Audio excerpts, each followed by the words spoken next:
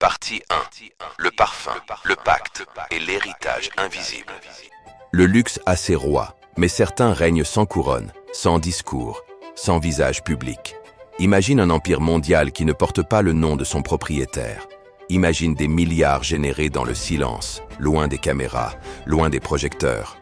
Derrière les vitrines éclatantes, derrière les défilés spectaculaires, derrière l'aura intemporelle d'une maison mythique, se tient un homme dont la discrétion est presque une stratégie militaire.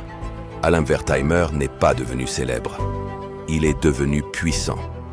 Et dans l'univers du luxe, la différence est immense. Pour comprendre son ascension, il faut revenir bien avant lui. Bien avant les défilés grandioses. Bien avant les sacs iconiques. Tout commence en 1921 avec un parfum, une fragrance abstraite, moderne, mystérieuse. Coco Chanel, déjà célèbre pour ses créations révolutionnaires, souhaite créer un parfum à son image, audacieux, féminin, inclassable. Mais le génie créatif ne suffit pas à conquérir le monde. Il faut un industriel, un stratège, un visionnaire capable de transformer une idée en empire. Cet homme s'appelle Pierre Wertheimer, le grand-père d'Alain. Le parfum s'appelle Chanel No. 5. Le succès est fulgurant. Le parfum devient un symbole, un objet de désir, une révolution olfactive. Mais derrière cette réussite naît aussi une tension. Coco Chanel estime que la répartition des parts est injuste. Les conflits juridiques éclatent. Les relations se détériorent. Pourtant, malgré les disputes, malgré la guerre, malgré les bouleversements du siècle, la famille Wertheimer consolide son contrôle financier sur la maison. Ils comprennent une chose essentielle, le luxe ne repose pas seulement sur la création, mais sur la structure, la distribution, la maîtrise industrielle. Alain naît en 1948 dans cet héritage complexe. Il ne naît pas simplement riche. Il naît au cœur d'une légende fragile, construite sur un équilibre subtil entre art et finance. Dans sa famille, on ne parle pas aux médias. On ne cherche pas la lumière. On protège la marque. On protège le mythe. L'enfant grandit avec une leçon fondamentale. Le pouvoir véritable n'a pas besoin d'être exposé.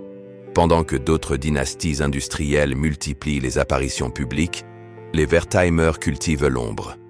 Alain apprend le fonctionnement interne, les équilibres délicats, la valeur du temps long. Il comprend que la maison qu'il héritera un jour n'est pas une simple entreprise. C'est une institution culturelle mondiale. À la mort de Coco Chanel en 1971, une question plane. La maison survivra-t-elle sans son icône? Les parfums continuent de générer des profits massifs, mais la mode semble figée. L'aura demeure, mais l'énergie créative faiblit. C'est à ce moment précis que l'héritage devient responsabilité. Et Alain Wertheimer s'apprête à entrer dans l'arène. Si cette vidéo te captive, imagine ce qui t'attend dans les prochaines. Abonne-toi maintenant, active la cloche et rejoins ceux qui veulent prendre le pouvoir, le business et les légendes avant tout le monde. La prochaine grande histoire commence déjà. On t'embarque avec nous.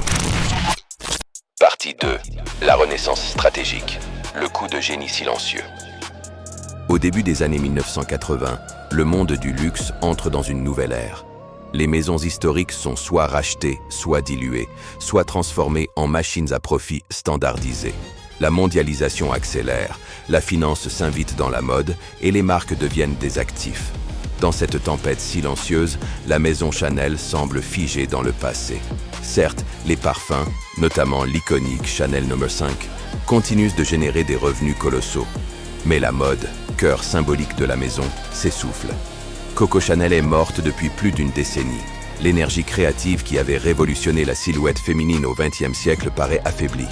Les jeunes générations regardent vers d'autres maisons plus audacieuses, plus provocantes, plus contemporaines. À ce moment précis, beaucoup auraient choisi la voie la plus simple, vendre, encaisser, rejoindre un grand groupe en pleine expansion. Les années 1980 voient émerger des conglomérats puissants, capables d'absorber les maisons indépendantes pour créer des empires mondiaux. Mais Alain Wertheimer refuse cette logique. Pour lui, Chanel n'est pas un actif financier à optimiser. C'est un héritage à protéger, une institution culturelle à préserver, une flamme à entretenir. Et c'est là qu'il prend l'une des décisions les plus audacieuses de l'histoire du luxe moderne. En 1983, il confie la direction artistique à Karl Lagerfeld. Le choix surprend. Lagerfeld est brillant, prolifique, parfois provocateur. Il travaille déjà pour d'autres maisons.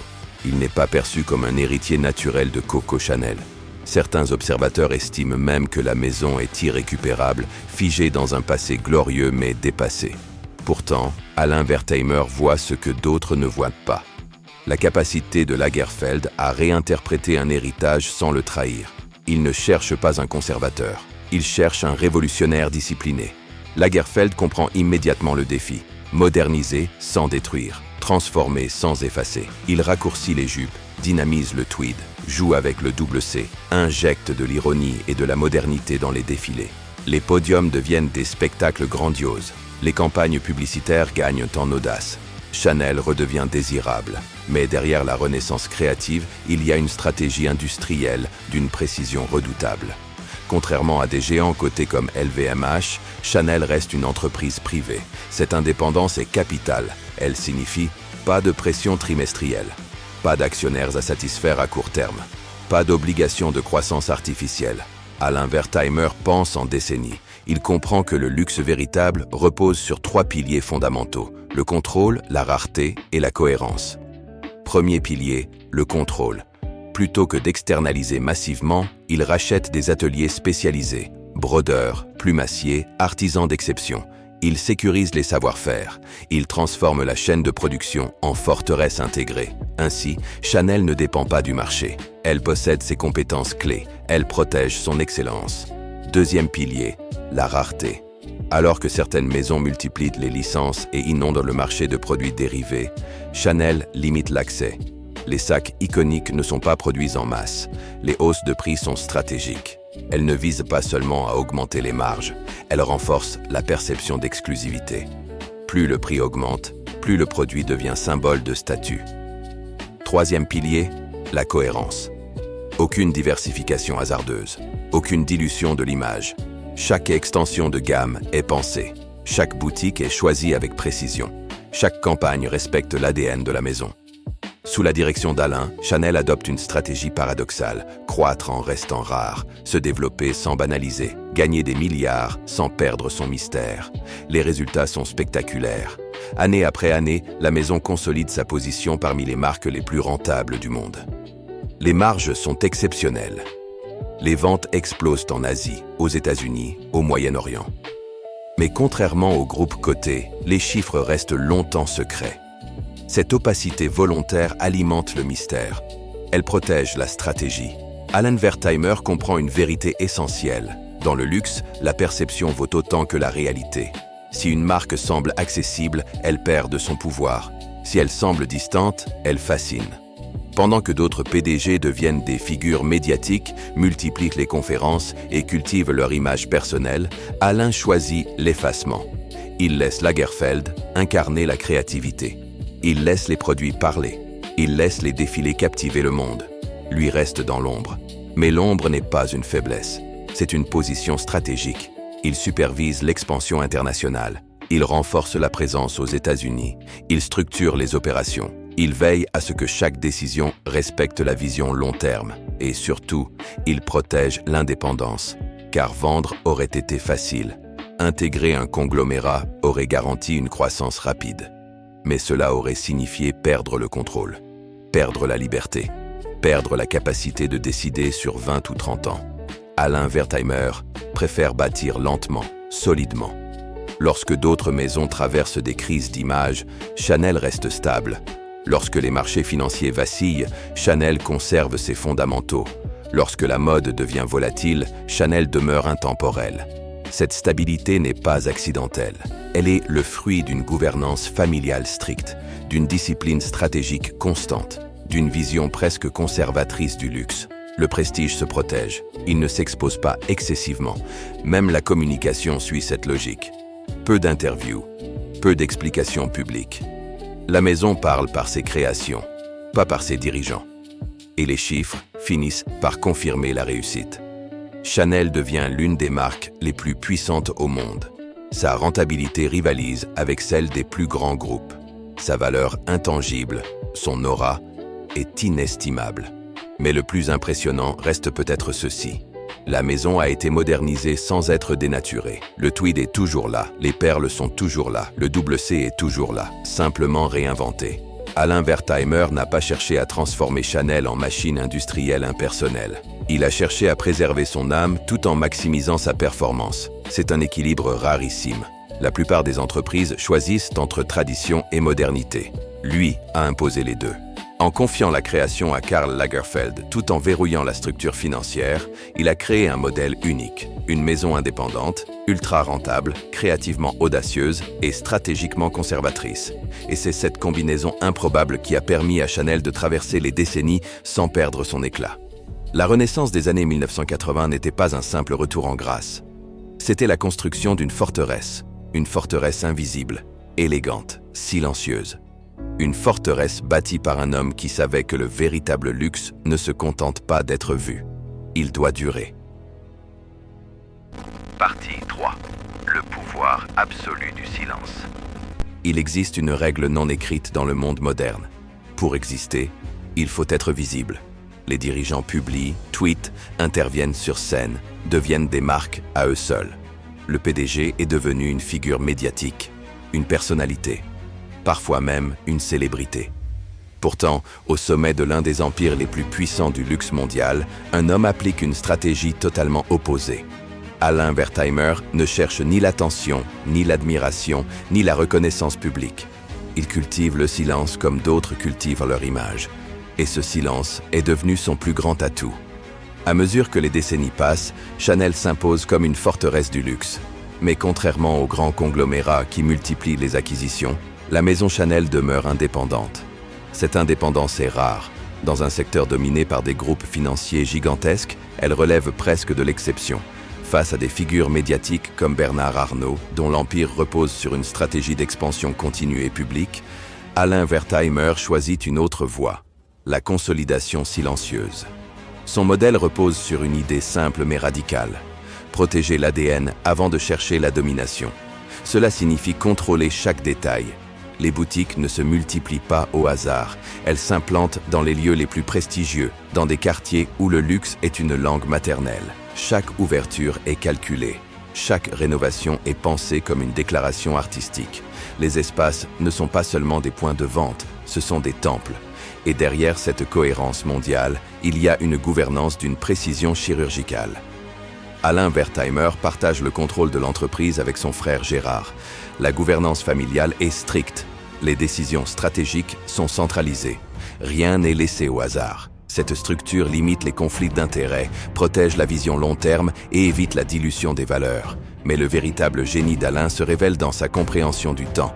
Dans l'univers du luxe, la précipitation est l'ennemi. Une croissance trop rapide banalise. Une communication excessive expose. Une diversification incontrôlée fragilise. Alain Wertheimer ralentit lorsque le marché accélère. Il renforce la rareté lorsque la demande explose. Il augmente les prix non seulement pour protéger les marges, mais pour préserver la perception d'exception. La crise financière mondiale secoue les marchés. Chanel tient. Les mutations numériques bouleversent la distribution. Chanel adapte sans trahir.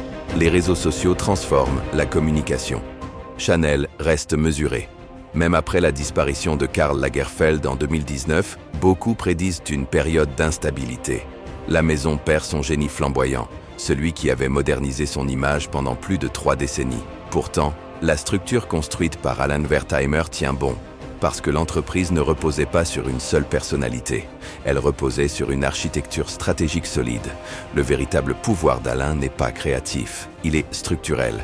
Il a compris que le luxe moderne ne se gagne pas uniquement sur les podiums, mais dans les bilans, les contrats, les acquisitions d'ateliers, les décisions d'implantation. Il a investi dans les savoir-faire, il a consolidé la chaîne de production, il a sécurisé les approvisionnements. Il a transformé une maison historique en une machine parfaitement huilée, capable de traverser les décennies. Sa fortune personnelle atteint des sommets vertigineux. Pourtant, il reste absent des couvertures de magazines. Il évite les interviews longues. Il ne raconte pas son parcours. Cette absence crée un mystère, et ce mystère renforce indirectement la marque. Car Chanel elle-même repose sur le mystère. On ne dévoile pas tout. On ne s'explique pas trop. On suggère. Le silence d'Alain devient cohérent avec l'identité de la maison. Dans un monde saturé d'informations, la retenue devient un luxe en soi. Ce choix stratégique est d'autant plus impressionnant que la tentation inverse est constante. Se montrer, capitaliser sur son image, influencer les marchés par des déclarations publiques, autant d'outils modernes du pouvoir économique. Alain Wertheimer les ignore presque tous. Il comprend que la valeur d'une marque ne dépend pas de la célébrité de son dirigeant, mais de la constance de sa vision. Sous sa direction, Chanel continue d'étendre son empire dans la haute couture, la maroquinerie, l'horlogerie, la beauté. Les campagnes sont mondiales. Les défilés deviennent des événements spectaculaires. Les collaborations artistiques sont soigneusement sélectionnées. Pourtant, rien ne semble précipité. Rien ne semble opportuniste. Chaque décision renforce le positionnement. Exclusif, intemporel, cohérent. Et derrière chaque décision, le même principe, durer. Dans un siècle où les entreprises naissent et disparaissent, en quelques années, Chanel traverse les générations. Cette longévité n'est pas le fruit du hasard. Elle est le résultat d'une discipline stratégique constante. Alain Wertheimer n'a pas inventé le tailleur en tweed. Il n'a pas imaginé le flacon mythique du parfum. Il n'a pas dessiné les collections. Mais il a protégé l'infrastructure qui permet à la créativité d'exister. Il a compris que le véritable pouvoir ne réside pas toujours dans la création visible, mais dans la structure invisible. Son héritage ne sera peut-être jamais raconté dans des interviews spectaculaires. Il ne cherchera probablement jamais à écrire sa légende personnelle. Mais son empreinte est inscrite dans chaque boutique, chaque défilé, chaque flacon vendu. Le paradoxe est fascinant. Plus il reste discret, plus son influence est immense. Dans l'économie moderne, la notoriété est souvent confondue avec la puissance. Alain Wertheimer prouve le contraire. Il démontre qu'un empire peut être dirigé sans bruit, qu'une fortune peut croître sans exposition, qu'un mythe peut être protégé sans être exploité à outrance. Et peut-être que la plus grande leçon de son parcours est celle-ci. Le luxe n'est pas seulement une question de richesse, c'est une question de maîtrise. Maîtrise du temps, maîtrise de l'image, maîtrise du silence. Alain Wertheimer n'est pas devenu une icône publique, il est devenu le gardien invisible d'un des mythes les plus puissants du monde moderne. Et dans l'univers du pouvoir économique, il n'existe peut-être pas de position plus forte que celle de l'homme que personne ne voit, mais que tout le monde ressent. Si cette histoire vous a inspiré et que vous aimez découvrir les parcours incroyables des plus grands entrepreneurs, alors n'oubliez pas de vous abonner à la chaîne pour ne rien manquer des prochaines vidéos. Activez la cloche pour être informé dès la sortie d'un nouvel épisode, laissez un like si le contenu vous a plu et partagez cette vidéo autour de vous. Dites-moi aussi en commentaire quelle autre success story vous aimeriez voir sur la chaîne. À très bientôt pour une nouvelle histoire fascinante.